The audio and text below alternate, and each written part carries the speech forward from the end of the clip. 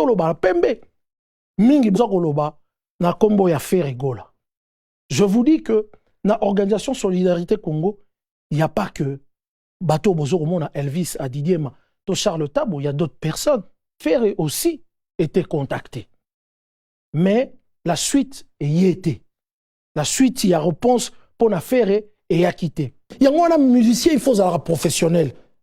Il ne suffit pas qu'à yemba, bina, il faut être professionnel. Tozala ki wana te pour na koya na concert ya mawa ya rolela. Ce que ezaki concert à mawa, il fallait to benga ba frère ba yemba ba nzembo ya oh liwa eko pakola morto ya bato batwana, il fallait boya bocha bango na salle moko ba beta. Mais tout ça la ndenge ba sala ndenge nini pour que événement ngo ezala boy.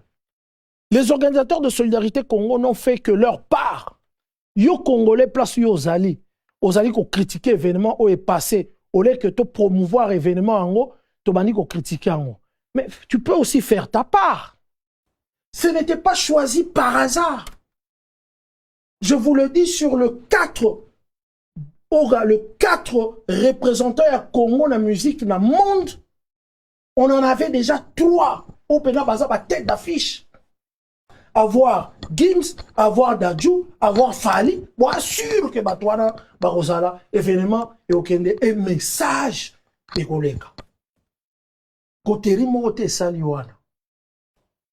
Fali pour en tant que tête d'affiche, a joué plus de 20 minutes pour mon akian.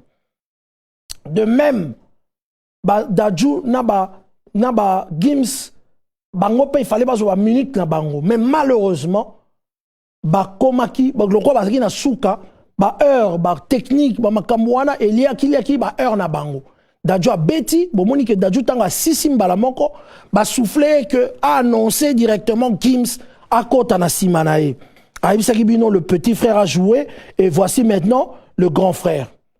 À part Céléo, il y a eu des artistes au bazaki présents ba betité c'est le alobiango 12 mots ezalakité. Botika comme on a Fali partout.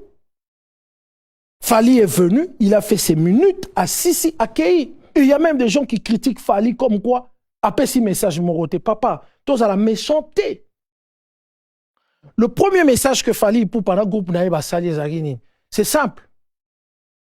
Orchestre Nemo Bimba, ezala qui vêtu de couleur, il y a RDC. Balataki, vareuse, il y a léopard. Et il y a léopard, joueur Nabiso Betaka pour défendre le pays. Ça, c'est un grand message. Donc, ce qui peut artiste, c'est mon gars, il y a bongo bongo. Tolinga qui te profite, na orana bango ya mouke. Et l'oreza qui sa que ba tête d'affiche, wana bazala qui bien choisi. Malgré ba relation na bango, na ba Charles, na ba Elvis, bobandeki au mona. Sorti na ba ya ba tête d'affiche nenge zalaki na nguma. Sorti à Fali. Parce que na fausse wana mobimba, il y avait que, en tout cas pour la majorité, il y avait de blancs. Tata moko ya muyibi azalaki wana azakutala.